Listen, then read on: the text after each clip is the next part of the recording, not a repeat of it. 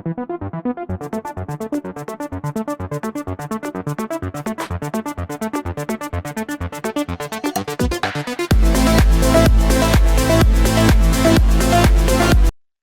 Friends, आम channel facts and pockets आपण मानक पई बा जॉब एक्सपीरियंस मानक पई नि एससी गोटे नुवा जॉब नोटिफिकेशन ए नोटिफिकेशन जे एक्चुअली गोटे शॉर्ट एडवर्टाइजमेंट जहा कि जारी करचंती Odisha subordinate staff selection commission बा ओ ट्रिपल एससी।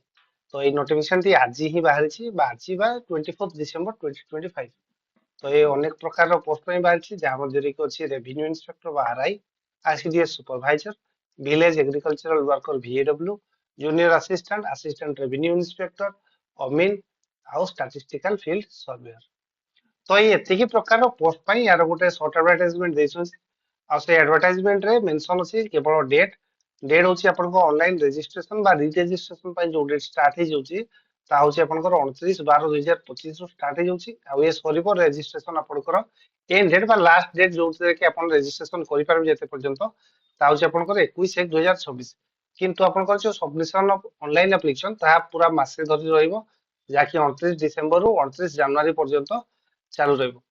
तो यार otripleC.gov.in बा यार जो ऑफिशियल वेबसाइट अछि ऑफिशियल वेबसाइट रे पर्यंत किछि डिटेल एडवर्टाइजमेंट आसी नाही।